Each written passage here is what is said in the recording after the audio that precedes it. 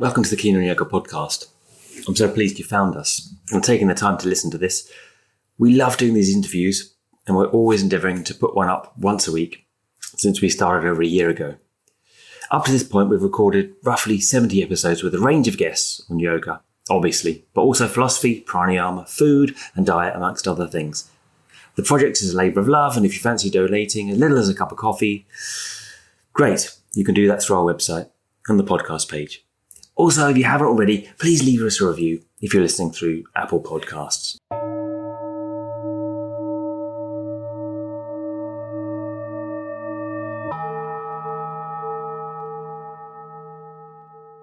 So today's guest is Liz Koch on the Keen on Yoga podcast. She comes from an academic background as a teacher in sculpture, and this is our second episode with Liz. However, her speciality in this is the spatial element of sculpture. One day she happened upon a yoga class and realised this was what was actually being denied in the dissemination, in the teaching of yoga, the space for one's own experience of being, outside the notions of alignment, focusing on the rigid column of the spine. So from here, Liz was asked to start writing for Yoga Journal, and these articles ended up turning into her book Core Awareness, which was really the first discussion of the psoas, and it was published in the 90s when hardly anyone had heard of this. We covered this all in, well, not all of it, but in episode 1, a few podcasts back. More recently, Liz has released Stalking Wild Psoas, which was, in a way, an answer to the mistaken attempts of the yoga world having helped to bring the psoas into the general awareness here. The yoga students are busy now, dominating and essentially re-colonising their bodies in a way that Liz didn't plan. So, this brings me to the particular subject of my second podcast with Liz.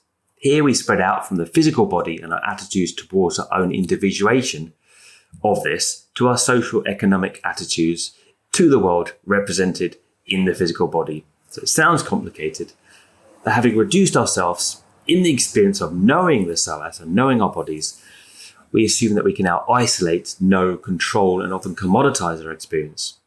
So this is why I really wanted to do a second episode with Liz. For the implications of our work on the psoas go deeper than just the body, although it is through our deeper embodiment of our body that this happens. However, embodying ourselves in a more visceral, non-linear manner, we notice the kind of narratives of repression and restraint we are generally, in the West, living under. So our talk here I find highly, highly inspiring. For there's no time like now that we might better look for other perspectives, non-colonial, non-establishment, non-patriarchal narratives on our own experience. So welcome, Liz, for another episode with you, and look forward to hearing what you've got to say this time. So welcome, Liz, to the number 2 interview on the Keen on Yoga podcast. Thanks for coming back. Thanks, Adam. It's good to be here. Yeah. So I suppose let's... Last time we talked a lot about the psoas, and we'd just like to expand from the psoas into its significance in a wider and implications in a wider context. So perhaps we just go a little bit over Liz's background first of all, once more, if you didn't listen to number 1. Liz, would you mind just giving a very potted history about how you arrived to be what I call the psoas lady? Thank you. Basically, I'm a conceptual artist. I was at the Boston Museum School of Fine Arts in what was deemed flexible sculpture, which was a new way of looking at form and shape. And I myself was interested in movement, and I was looking for someone because I realized movement changes perception, right? You know, we move, our minds change. And I was introduced to the psoas through Bob Cooley, who was a dancer who was looking at why do dancers injure themselves. You could say with yoga, with dance, with fitness, what interrupts, you know, so that you end up with an ankle that's torn or, you know, torn ligaments or something. So he was just in a very somatic place of tracking, and he tracked it to the psoas, recognizing that we're a spine-based organism and all movement comes from the spine. Right. Yeah. I suppose as I was, you know, many questions kind of arose as I was listening and writing up the first interview chat we had. And one of them was like, what was the significance of a movement when you were in the sculpture world? I mean, how did you, I mean, you mentioned time, you know, just in passing that you had this feeling that the movement in that one's own body affected the perception of the sculpture itself. Was that how it went? So you're looking at a sculpture thinking, well, depending on how I move, how I relate to it, it changes and it informs itself. Do you want to talk about? Well, actually, I was more of a what in those days would be called a person interested in happenings. In other words, I wanted to deconstruct sculpture. I wasn't an artist. I was brought in because I was thinking differently, and the dean wanted me to shake up an all-male sculpture department. And as a young woman, I had the audacity to think I could. So I went for it. But so I was deconstructing form, which I'm still deconstructing form. And so that's the lineage, is that what are we calling form? Is it this concretized piece of wood or cement or rock, or is form something that shows up and then dissolves and shows up and dissolves? And that's life. That is the rhythm of life. So it was an easy transition to understand the idea that something isn't concretized. The psoas isn't concretized. It's this fluid tissue that is always informing us, not of the past or the future, but this moment in time. Jumping forward slightly, as we mentioned in the last one, it's slightly ironic then that people have now kind of very much concretized the psoas, right? That anyone that is probably for the first time listening to you now, listening to this podcast, certainly myself, I think even in the last episode was, well, now we know that the psoas exists, and you've given it a label, and in a way, you're to blame. You brought it to light and labelled it, and now people are stretching their psoases out. And it was a surprise for me last time to learn that actually that idea of stretching the psoas wasn't your original intentions with it. Right. Actually, the person who really brought psoas, it was talked about in Lulu Schweigart and Mabel Todd's work. They brought it in as somatic educators. And then Ida Roth brought it into structure. And that's when it began to be something we could fix. And I don't think that was her intention, but it is who kind of brought it into that form. And so I experienced it more as an internal experience. I wasn't studying it from the outside. I was exploring inside, and I recognized that this tissue had different qualities than a muscle. And it was when I started to realize that, I started to look for a paradigm that would fit, because biomechanics if you want to understand psoas, you can't use a biomechanical paradigm. But my internal experience was telling me something different than anything I could find out there. And then finally, I was introduced to embryology. And the moment embryology came into my understanding, I went, oh my God, this is what I'm sensing inside. Is an unfolding and an infolding, an organism that is a living system, not an object. Right. So maybe let's go back and just define biomechanics and then embryology, because that's an important part of this discussion. Yeah. So biomechanics comes out of a 500-year-old perspective of looking at cadavers and dry cadavers. So when you dissect something, it's reductionist thinking, in which if I take this thing apart, whatever this thing is, a cell, an animal, whatever it is, I'm going to understand it, the universe, I'm going to understand it.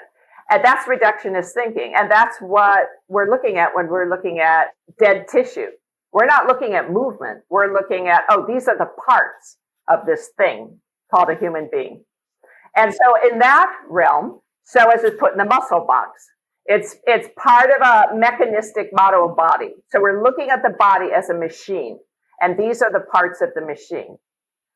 Embryology looks at a living system, the ability for the system to show up and dissolve, which where cells are constantly doing. We're a living organism. We're like a river. We're a caterpillar. We're expressive, but we're also changing constantly.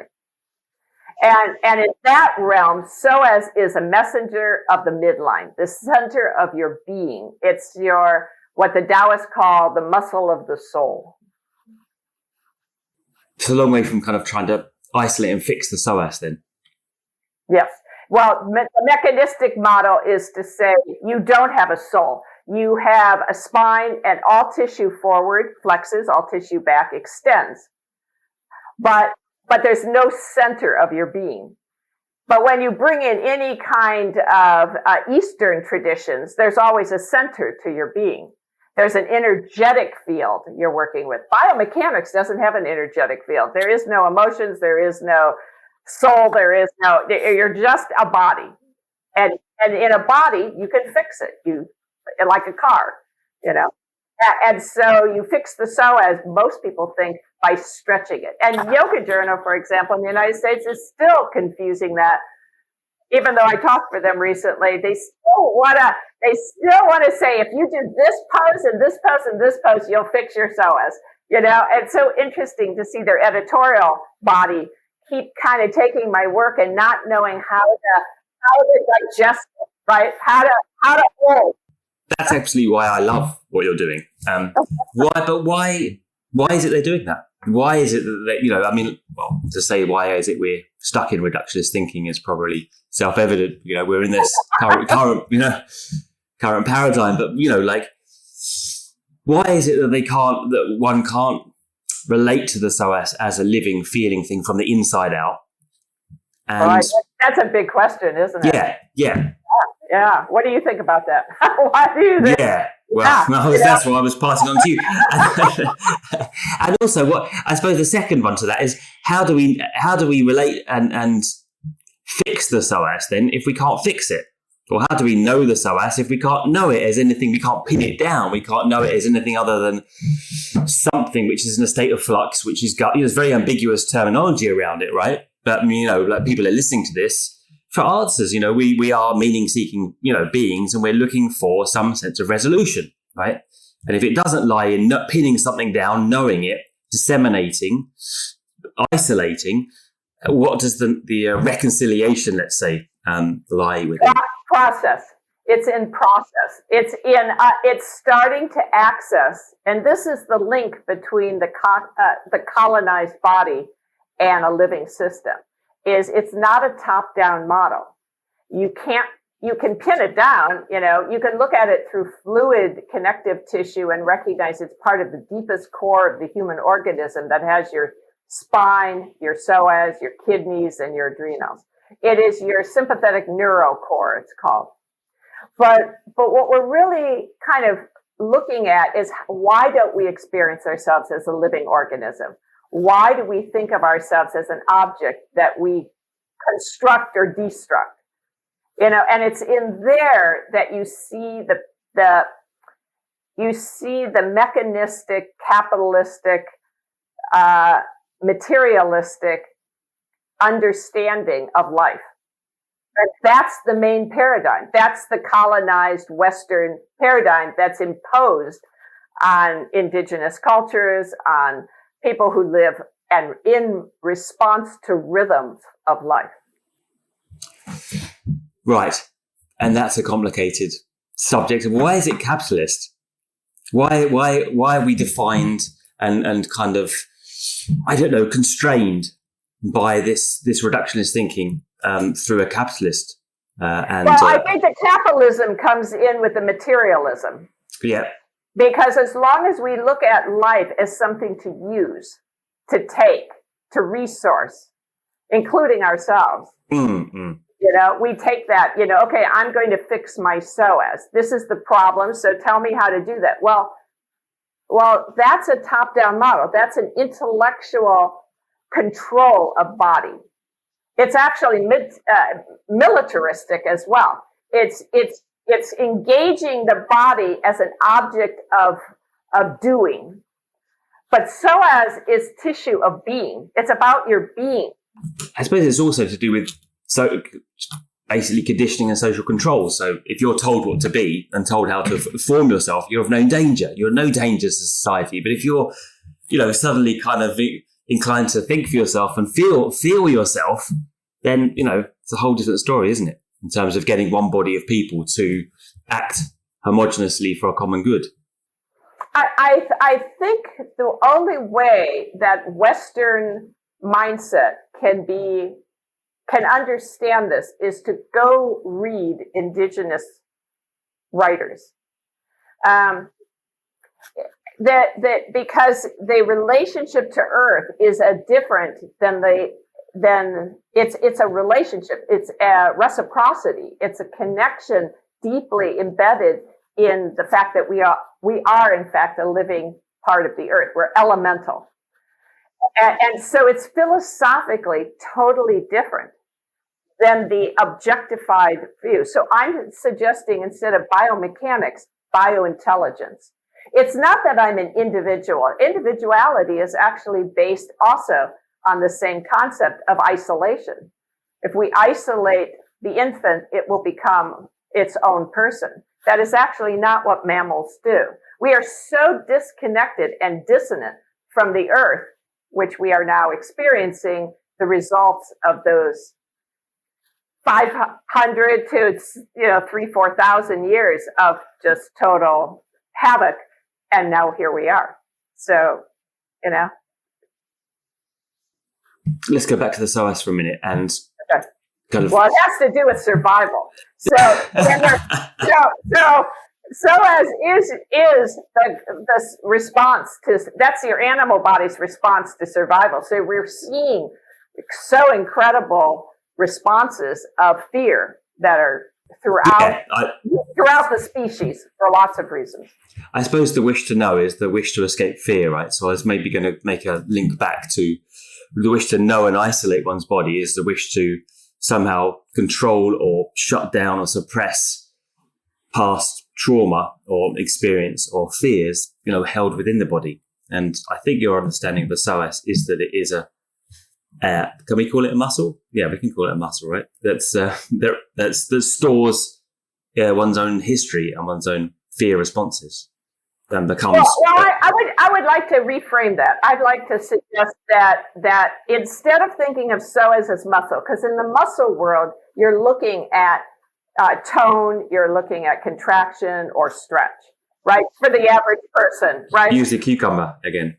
Yeah, but if you look at the organism and the very core of your being as a messenger, so psoas becomes a messenger of this axis, this relationship with the larger biointelligence of what brought you here and manifested you here embryologically.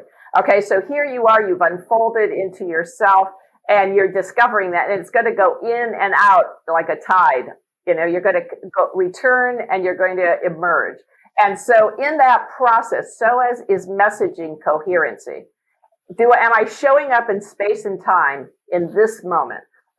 And for many people, they're disassociated. So they think I have to get in my body, but that's a split right there. You can't be on Earth without a body. Okay. It's like, that's how we manifest, is we are those elemental beings. We're not filling a container. We are that. And that living process is what psoas is messaging. There's something interrupting the capacity for your system to heal, to right itself in space and time, to organize itself proprioceptively, so you know whether you're upside or down, right side, wherever you are. So, in the world of something like energetics, like yoga is, it's a tradition of challenging relationships with gravity. And by doing that, it changes your perception. It's a download of information. It's not a performative event.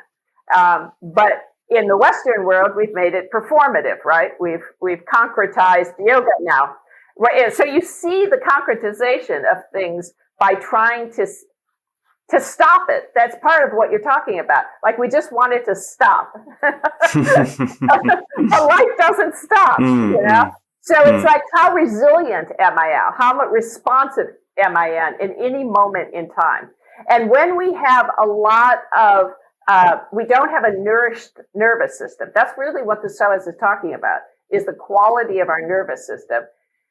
It's the resiliency, it's the capacity of the nervous system. And its ability to harmonize in the moment that psoas is talking about. So you can't fix it by stretching it. You actually have to nourish it by finding rhythm. Yes, we did talk about that before. Yeah, so as you say, like don't shoot the messenger. And finding rhythm. And I read something recently you were saying about the bones and the kind of proprioception, the heaviness, feeling the heaviness of one's own bones, right? Yeah. Having recognized that, I mean, you also talk a lot about a nourished rather than a dry psoas. So having recognized that there's a sense of brittleness or dryness about one's adrenal fatigue, like how do you personally address that? For people wanting answers, obviously wanting relief of suffering, right? And maybe to know that they're a colonialized body might not be good enough. Hydrating your connective tissue is a really direct way of having a juicy psoas. Okay, so first we have to change the paradigm, because otherwise we're stressing ourselves to try to fix something. But it's actually not. It's about tending to your own nervous system. And bones, for example, are actually float in connective tissue. So it's not so much about the density of bone, although you're right, there's a density to the bone because it's also connective tissue, but it's a denser. But sensory-wise, it actually makes you feel lighter when you're in your bones than muscle does. But because it's floating in connective tissue, but its rhythm is the same as the earth. So it vibrates slower, which is why it's denser, and to the rhythm of the earth. So when I access my own sense of bone, if I go into your practice by perceiving where are my bones on the earth, I will actually access a different rhythm to my work or to my exploration, to my play, that brings me into the moment I'm in. It's not about leaving this moment and going into, nirvana. It's about showing up here on earth, because that's kind of why we came here, is to show up. So here we are, and when we're there. So what happens? One of the things I see happening in the yoga community is and we didn't, I don't think, talk about this last time, is when you're good at something, you tend to do it. And people who are hypermobile tend to do yoga. Mm-hmm. Okay? Yeah. So you're going further into something that's already whatever that's you're doing. currently a hot topic. Yeah. Hypermobility. Yeah. Yeah. Well, it's grown. When I first was teaching, I might have one person or no people in my workshop that were hypermobile. Oh, really? Even working in the yoga community, they weren't necessarily hypermobile to the extent that they are today. So we actually know that the hypermobility is a disruption in embryology when collagen is being laid down. And so when we're developing collagen in the embryological story, people, there's exposure to ecological and chemical exposure. There's conversations around that. What is causing this to happen? But it's not a personal, my mother did something. It's like more of a larger field. So there's more people who are very, experience the world more energetically than people who have more collagen that are kind of more fight or flight animal bodies. Like there's a kind of difference in our literal structure. So for those people who have who have either overstretched ligaments or just naturally have ligaments, you're going to need a lot of attending to bone as well as muscle to feel really the groundedness of being here. And in doing so, and that's where Kimberly Johnson comes in, because she's talked a lot about that in her own body. Mm-hmm. Yeah. She's coming. Good. Yeah, she and I have a very different way of being in our bodies. Absolutely. Because of the collagen elastin quality. But in the psoas world, the psoas is reading that. So what happens to people who seem very flexible on the outside is you can get very dry on the inside. Because you're actually stressing if you don't balance. Yeah. If you don't and that's in line with the Ayurveda idea, right? This idea of Vata being very kind of open, wind-based, dry. Yeah. Yeah, know it well. Yeah. Yes, so you know that you have to really trust yourself, right? Yeah. Yeah. And so balance. We're looking at elemental balance. So everybody doesn't need the same thing. They need a unique nourishment that's addressing their elemental balance. And Ayurvedics or Chinese medicine, basically constitutionally, that supports a healthy psoas. Just like for me, the opening up of connective tissue helps me not be so dense. Okay. So for me, I can't get that range of motion without going through muscle because I'm not bypassing muscle going right into ligaments that that's what hypermobility is. It's in the liver, gallbladder well. And that's where psoas is. Psoas housed in between kidney energy or water element and growth. Yeah, it's right there. It's about how do we show up here. Did you look to the Chinese medicine paradigm to understand psoas? Because you often frame it within that more. I mean, I suppose there's no models in our current so-called health system and ideas of health to kind of look at something like the psoas, is there? No, but there is. I have been approached by orthopedic surgeon who reached out to me because he said, when I'm trying to help people, I'm doing surgery on their spine, I'm seeing dry psoas. So he validated, which I love, the fact that in my life, people come and tell me things that I need to hear. He validated my understanding of dry psoas. That's a seriously good one, I'd say. That's a good day when you got that email. Yeah, exactly. yeah. Absolutely. Yes. I love it. Yeah. I want you to go to, now we've kind of gone a little bit more further around psoas, kind of re-understood it again and maybe deepened our understanding. Can you just go on to speak about how that reflects, again, our ideas of ourselves as a colonialized body on that paradigm? And we've had recently as a guest, since you, in fact, Tyson Yunkaporta, who is a very interesting man and an indigenous thinker. So I know you're very interested in indigenous thinking, and you were the one that turned me on to looking outside our current conditioning to something other, which has been, it's been very eye-opening. Can you just speak to your interest of that now a little?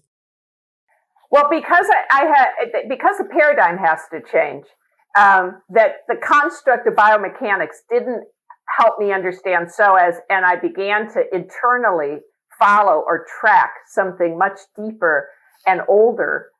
It naturally brought me to indigenous thinking because that is under that construct of colonization. But I also found it through looking at white bodies in relationship to Resmaa Menakem's My Grandmother's Hands, which has to do with racialized trauma. And I recognized that I, as a white body, literally, and I also experienced it personally, carry a kind of ravenous dissonance in my own system that is part of the culture, that when I'm surrounded by bodies, what he calls bodies of culture, of brown and black bodies, my organism actually relaxes in a way that it doesn't when I'm surrounded around white colonized bodies. Yes. And because I'm tracking the animal body. Okay. And one of the things we see is the separation of that I am not a mammal. I am a human being, and the white idealized structure becomes the idealized body. So what do I mean by that? I mean that we define the spine as a column. And if we look at the spine as a column, that's an objectified way of understanding body. And columns are straight. And if you want a more solid column, then you do things that recruit more strength, like create diagonal support. Yeah, more marching, like army marching, right? The quickest way to tighten your psoas is to stand up straight and kind of keep bringing your knees into your chest in the kind of drill march. Yes. Right? Yes. I think that's there for that very reason, right? To shut down. Yes. Kind of viscerally, yeah. Yes. So viscerally, you don't have emotions. You have you control your emotions. And you were even saying, what do people do? There's something stored there. Well, it's not necessarily stored. It's congested, you could say. It's like energy that is now being held in that upper psoas to recruit it as a way to feel safe. But safety isn't found in recruitment or density. It's found in resiliency. How responsive, think of martial arts. How responsive can I be to being pushed over, or something coming my way I don't expect? Can I, move lightly through life, or am I going to stand there and bear the brunt of something? Well, as children, we do the best we can. But as a culture, we're also idealizing that kind of body. And you see it in dance, and I see it in yoga. So I started complaining that yogis were recruiting their upper psoas to get lift, where instead it's in the high heart, it's in the breastbone, it's in the ability for it to float that allows the psoas to root into ground. So it's not about drawing something up to have lift. It's about rooting down and then floating the bones that float. Yeah. And to be honest, you say a lot of really good things, but that's true. And that if anyone's experienced that and had that experience of lift that people really look for in Ashtanga, they will experience it and explain it in terms like that, right? And then if you're teaching it from a theoretical perspective, then you start to use these anatomical kind of terminology, right? Which isn't the same at all. Yeah. Which talks. Yeah. Yes. So indigenous thinking. Can you explain why it's different to and how it differs and why it's better, or at least we need it in conjunction with our own thinking, perhaps? I think our survival is dependent upon it, personally. Okay, the construct that we can control the earth, that we can control life, that we can dominate it, isn't working out very well. The UN just put out, 20 years. Yeah, no. Tyson thinks the same. Tyson's saying how long have we got for heavy metals? So, you've got maybe, and that's all the circuitry, all the mobile phones, everything. It's got 50 years more of heavy metals or something like that. So what we're looking at an unsustainable way and a disassociation from animals. That we are animal, that we are earth. We have you could say the earth is looking at us like, what is wrong with you? I don't think it's the earth that's going to vanish. It's us that are going to go extinct because we simply have left a reciprocal relationship that is profound that we don't even know we've left. So the isolation has created this inability to actually be nourished by our relationship with the earth. And yet we do find that when we go to nature, all of a sudden people say, I feel calmer, I feel more connected, I feel more nourished, my nervous system starts to regulate, I sleep better, I eat better, I digest better. Because we are mammals and we are the animal body. And yes, our consciousness, but consciousness is everywhere. So we're not the only, the octopus, for example, has more sensory system than we do. Why are we so arrogant that we think we can study the octopus and know an octopus, when in fact the octopus can sense us in a much more dynamic and complicated way? It's like we've put ourselves as the top of the pinnacle of life. But we're not. And that's the indigenous cultures understood and survived thousands and thousands and millions of years of a sustainable way of living, because their whole way of understanding life is to understand we are life. We are the earth, and it's not a noun. We're not a thing. We are a process. So many indigenous languages are about verbs. That the hill isn't a hill, it's hilling. It's in change. Life is about change. And so their culture is when we emerge as a newborn, we are being received as already a spiritual being, already a living organism to be valued. We're not a blank slate that has to be enculturated into thinking that we get to the top of the hill or the pinnacle. We're actually coming into a culture in which they want our gifts. They are welcoming us into earth. Imagine having that experience as a living being where you don't have to fight your way to the top of some recognition as being, okay, here, I finally have arrived. I've got my flag and I stick it in the top of the hill, but that I'm part of something much greater and I'm welcomed to be part of that, to bring that gift to the world. Yeah. So you see it as indigenous opposing colonial thinking. Is there any relevance to seeing it as masculine, feminine, male, female? You see it? Well, I think my feeling is, what happened? Like, what was the impulse of this species to start colonizing? What was that impulse? And it is a militaristic impulse, and that is a masculine, direct. The arrow goes direct, right? It's an energy force, and I don't know what that disruption is, but I wouldn't put it just on men and women. But yes, patriarchy has taken the balance. It has destroyed the feminine as much as it could, and it still is. It's still, it's not. To the indigenous culture, that balance is a beautiful balance, and it's usually held within the feminine, where we hold the culture. Yeah, and then the ability to protect or to direct is that masculine, beautiful energy of manifesting, but then also dissolving. So it's not either or. It's the lack of balance. But at this point, we're so far to one end. It feels like we should be moving very quickly to the other. And indigenous cultures value the mother. They value Mother Earth. We do not. We're already thinking of going to Mars. Yeah, there's no nurturing. There's no process. There's just ends, isn't there? If you want a meal, then it's just the fact is to get to the end as quick as possible. Nothing to do with the cooking, the sharing, the process, right? Just an example of a subject that I like, right? So it's the same with everything, right? Like, we want to know ourselves just to fix it, not to nurture it, not to experience it, not to enjoy it, right? Well, it's about becoming. It's about being. It's not about doing. I was going to use that. Psoas is not something you do something with. You can misuse it, overuse it, and abuse it.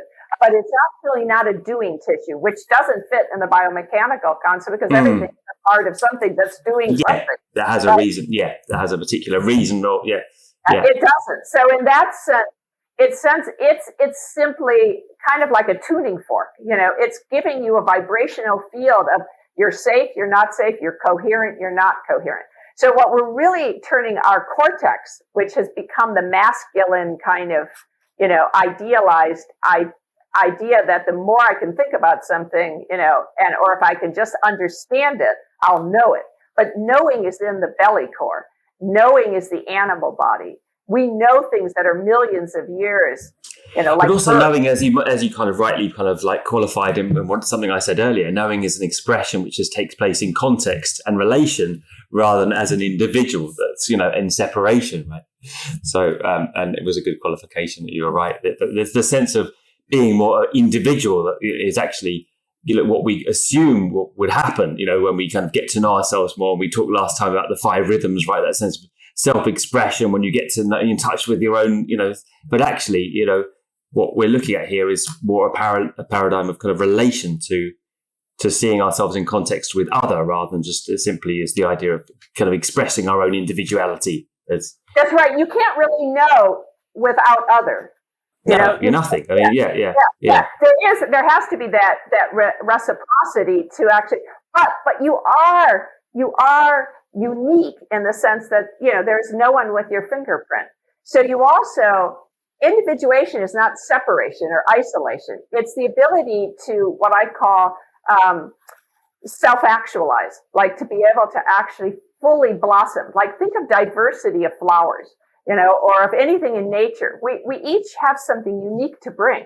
It's allowing ourselves to fully, rather than the competition of I'm going to succeed, but you're not. But that's the kind of definition that we usually assume pertains to actualization, right? I mean, it's a common word and it's used for the materialist capitalist idea, right, of accomplishing, right?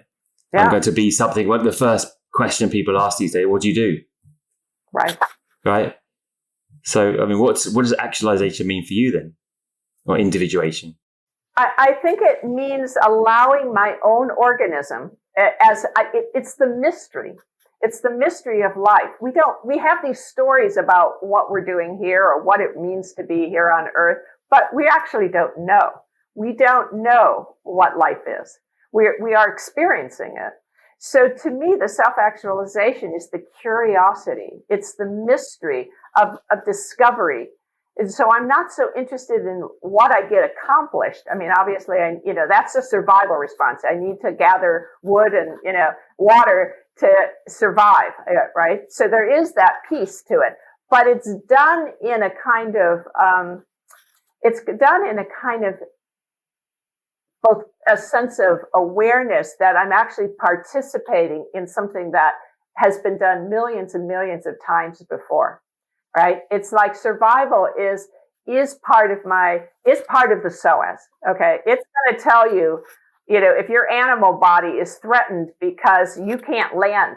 And if you can't land and locate, you're going to get a lot of fear responses. You don't know where you are. Into an animal body, that's a disaster, right? You're living along. You're going to be food for someone else. So we get these responses. But when we can land and locate, we have the ability to then begin to flourish or innovate. And that's the system of kind of like knowing your paws on the ground. You start to read the earth in a different way. You can feel the elephants, hundreds of miles away. Even if you can't see or hear them, you can sense that. That's the knowing I'm looking for. And the more I go there, the more nourished, the more pleasure, the more creativity, the more I feel like I flourish in my life. So that, I want that experience of fully being here. Yeah. Even if I don't know what I'm doing. Yeah. We don't, that's the whole point, is it? You don't need to know it, right? Why are we obsessed with knowing everything, right? You're kind of like, for safety, But as you pointed out, it wasn't always that way. No. But there wasn't always this need for information and knowing with the indigenous cultures, right? So why was that different? Why didn't they have this need for reductionism, labeling and knowing and kind of isolating parts? Because I think they lived in harmony. I think there was a deep-rooted earth. Those earth cultures know things that those of us who have come into a colonized are so disconnected from. Yeah, I mean, you've got to, if you haven't done, listen to Tyson on his podcast. And yeah, it's fantastic. He's got some amazing anecdotes about how, there's this crazy one of each Aboriginal man, when he's at the age of 12 or 13 in a ceremony, gets a lock of it. When they're a baby, they get a lock of the hair cut and tied around a baby crocodile. Now, when they get to the manhood, they have this relationship with this particular crocodile that they've had their lock of hair tied around. And he said that they proved this in maybe the 40s or 50s when some Europeans asked them to demonstrate this, and all the Aboriginal men went down to the river and called their crocodiles. It's just unbelievable to our kind of indoctrinated perspective of thinking, where there's just no magic in the world anymore, is there? Or there's no mystery and connection and it's like, well, that can't happen. That's just superstitious tribes. That's the loss of soul. Yeah. Because soul is about earth. It's about our elemental experience of being here. Do you think it's also? It strikes me you can't do it alone either, because maybe maybe it was your recommendation as well. The where My Grandmother's Hands, the book by I forget his name now. Yes, because it's a difficult name to pronounce. But I read it and I thought, this is very difficult also for white people, because not only are we traumatizing many black bodies, but also we're doing so because of trauma and history that in the white body, right? That we're coming in with that. And he was kind of giving, I'm British, as you can tell, and he was giving a kind of history of the, kind of the British in the 15, 16, in their own country, what they did to their own people was insane. Like, yes, the brutality of it. We haven't not acknowledged that yet as white bodies, is that we think, oh, look at, what we've done to someone else, or look at what they're experiencing. But actually, it's like, we've done that to ourselves. Yeah. So it's easy to look outside and say, oh, we've done this to the other, but rather than actually, okay, yes, you need to hold your hand up and say, well, yes, that's the case, right? But you also need to say, well, why is it the case? There's something that's actually traumatized within us. Yes. But is that fixable with the psoas, or is that the right way? Can we just drink enough water and that'll go away? Well, let's define juicy, because juicy isn't about how much water you drink. No, I was. It's actually how you utilize it. Yeah. So it's kind of like, again, that's that consumption. Like, if I could just get something, will I be fixed? That is the consumption. That's what I call the ravenous body. It's like, like, I've worked with Resma, and I did a piece with him with a group of white bodies. And one of the things he says, is that, they want me to say, what are the 3 things I can do to be anti-racist? Just give it to me. I'll go do it. I'm on it now. And he's like, because trauma is also a shameful reaction. And there's a lot of that involved, right? Yeah. Yeah. So it's just like, okay, I get it. Let's fix this. And he's like, how do we slow down and sense into ourselves and have the capacity to hold the lineage of what happened to our bodies over time. And because we're not to blame for what's happening, but we are responsible for not holding the systemic racism as a construct, because that's the big piece, is that being nice isn't enough. We actually have to deconstruct this systemic issue. Yeah. And also, Resma kind of mentions quite a lot, this kind of sense of blame and shame is actually getting in the way of responsibility. Yes.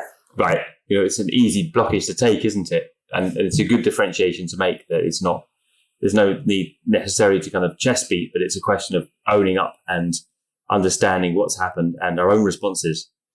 Well, and that's where I think your actual somatic exploration of how you colonize yourself, how you do a top-down model. Like, I'm going to control my movement. I'm going to control my emotions. I'm going to, think that if I can think my way through this, I will be more coherent.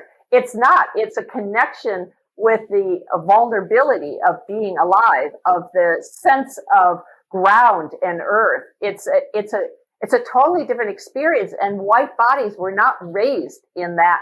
We isolate babies when they first show up. We isolate them in our parenting strategies. We, cry it out, which opens up the, things like opiates, where we are very dysfunctional culture. If you look at the species, the species that is struggling is the white body, actually, and everyone else is under the suppression of the colonized systemic. This is the way to do it. This is the right way, and so I started exploring it myself. I tracked back how I understood whiteness, because whiteness wasn't even a word I ever thought about. I wasn't white. Everybody else was some other color, right? I was colorblind. I grew up in a segregated part of, Cleveland, Ohio.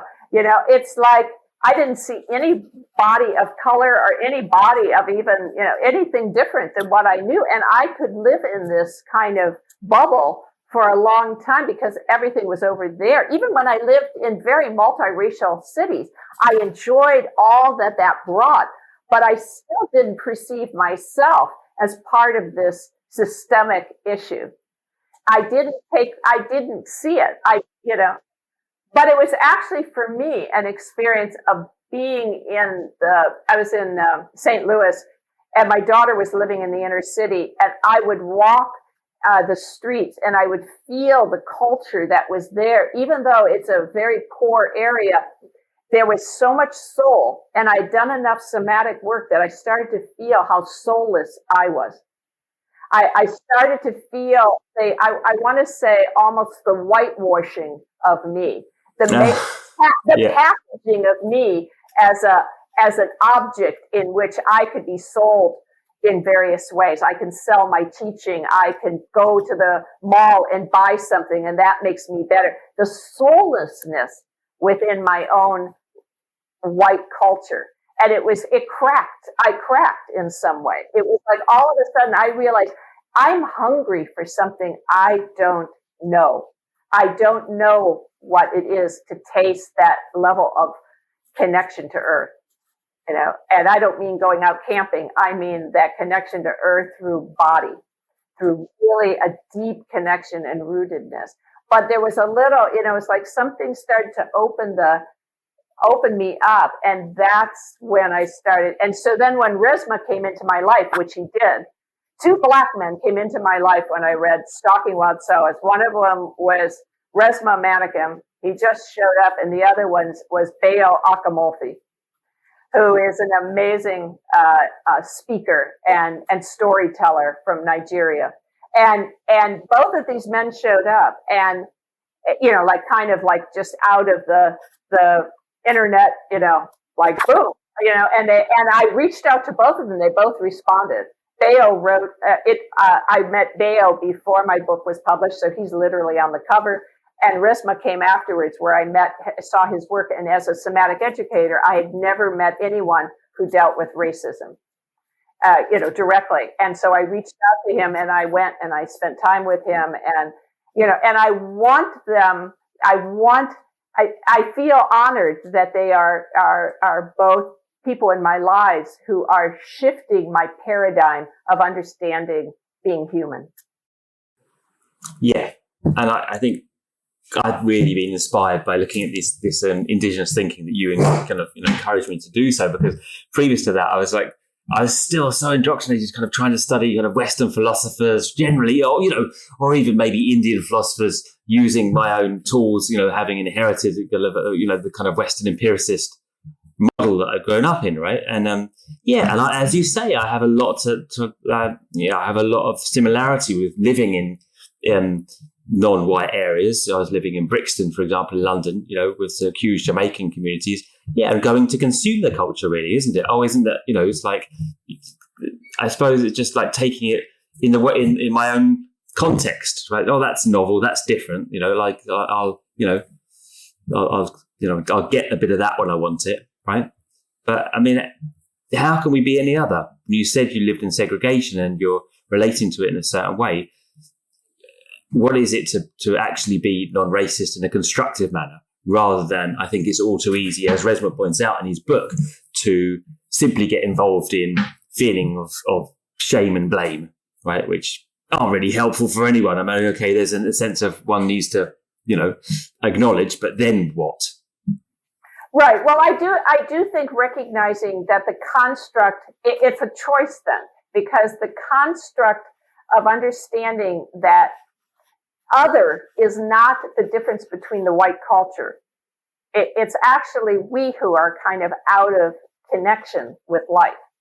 That's a shift in your consciousness, because otherwise I live my white body life and mine seems to be like, like some people say, like they have, I welcome everyone into my life. I like, but actually you're saying, come and be where I am. Whereas the ability to kind of dissolve and literally, I think it's a humbleness, because when you're imperialistic, when you're, colonizing, you believe what you're bringing, what you're destroying, the genocides are relevant, or you're bringing something. So in the destruction is this strong ethical belief that I'm doing the right thing, either done in truly like the missionary style, of coming in and saving, or it's coming in of saying, you are, get out of my way because I want to take.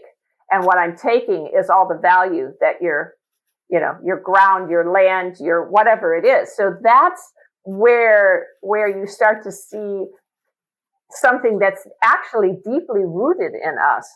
And so I think it's a kind of honor and vital for us to dismantle this, because who can better dismantle white supremacy but white bodies? We can do that instead of holding it, because we profit from it. We benefit from it. And the most uncomfortable thing is, well, what will that mean for my life? But that's part of the construct, is like, well, yeah, I want everybody to be equal, but as long as it doesn't influence me, And that's the meism of the whole. So we don't even know what it might be like to deconstruct it. But for me, I started to see how Psoas was symbolic of this colonization by the recruitment of Psoas to have the arrogance of thinking that I am a more enlightened being than you are.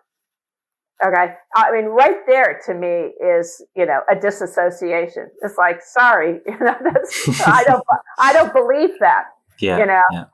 And when you take the intensity of the Psoas recruitment, you find the vulnerability that all life has. And people say, oh my God, when I don't recruit my Psoas, I feel how vulnerable, deeply vulnerable. Maybe that's a little chink into something, that idea of vulnerability, right? Yeah, rather than just a sense of knowing and arrogance, and the sense of the ability to be vulnerable and then nurture that vulnerability, maybe something around that. It is a nurturing. It is. You know why? Because it's right there where your kidney adrenals are. So longevity is actually based on resiliency and the nourishment of that water element. And it's not just drinking, because then you'll just pee a lot. It's like literally letting that tissue soften and open. And then your heart is available, and your gut is available, and you're more whole in your sensory system. So the kinesthetic sensory system is more available to you. So you actually, out of vulnerability, comes a certain level of courage and, not will, but courage and capacity and nuance. And there's so much richness there that when we're striving, we can't sense. Yeah. I suppose I was just reflecting back to my experiences of living in this area of London and Brixton again, and how now it's been made, because it was a trendy area, and it's been people used to visit it because it was lively Jamaican and and had something else, something other. And now it's just been made into another kind of white theme park of kind of like street food eateries and that kind of thing, right? And the prices have gone up. Flash apartments have been built. A whole bunch of white folk have moved in. The original occupants, the Jamaicans, have been moved out, and it's like it just feels hopeless. Yeah, the gentrification. But I do feel like there are so many good indigenous. The indigenous cultures have many of the young people today live in both worlds. Okay, many of the speakers, somebody like Robin Kimmerer, who wrote Braiding Sweetgrass. She's a scientist and she's indigenous, and she can shapeshift. She can go back and forth, right, from the Western world to the indigenous world.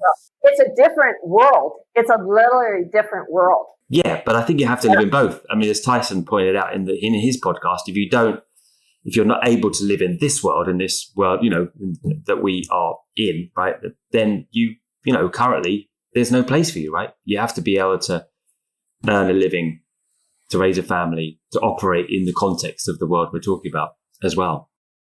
But we also have the opportunity right now to say, this isn't the world I want to live in. I want a deeper connection to Earth. Okay, and I feel like we are at a turning point. We are beyond the turning point. It's going to happen whether we like it or not. And so we can either be on the side of the mechanistic, I'm going to, get in my spaceship and go to Mars, and fuck the Earth, and we can use it as a national park. Or we're gonna turn towards that wisdom that is part of millions of years of species and living here through being an animal body, and discover something that is the mystery of life. And to be fair, I mean, it's not simply to put ourselves on the level of just kind of going back to animality, let's say. I mean, kind of also to mention Tyson again, he mentions a stewardship, that the human has a responsibility. In Aboriginal culture, the human being has a responsibility to help take care of the earth, the animals, and that's the role of the human. I would actually disagree with that, because that to me is a religious perspective, which many indigenous cultures were pushed upon, right? Which that we're stewards, we're the higher, but I don't think intellectually we're higher. I mean, slime mold has no brain, and it's who I dedicated my book Stalking Wild Psoas to, because it's brilliant. It moves, it learns, and it has no brain. We have no idea what we are in a bigger. I mean, we have more fungi than we have, and bacteria than we have human cells. We have to take ourselves out of the high stewardship of I'm going to fix the world, to recognizing the reciprocity. We are eating the plants that provide for us. They give us life. Our fungi is what keeps the internet going. It's like we are part of an entangled life. And until we start to sense that depth of nourishment that comes through this reciprocity, and I do think Robin does a beautiful job of speaking to that reciprocity that we so don't get as a white body, especially a white body living in a city, living away from nature. It's not like we're going to take care of. We're going to, that's I'll take care of you. We'll take all your indigenous children. We'll put them in a school. We'll teach them what it is to be white. We'll take care of them. Yeah. You see how that worked out. It's like, oh my God, we've got to let this one go. But that's our fear. It's like, how can I hold on to what I want and all the things I value and still come into this other way of being? And I think we'll discover that in the coming years. Yeah. Who's got the real power here? I think Mother Nature has the real power. Yeah. All right, Liz, that's a great place to end it. I think that's a lovely last line. And well, it's been a pleasure to speak to you again. I have nothing to add to that. Thank you for coming on. Thank you for inviting me.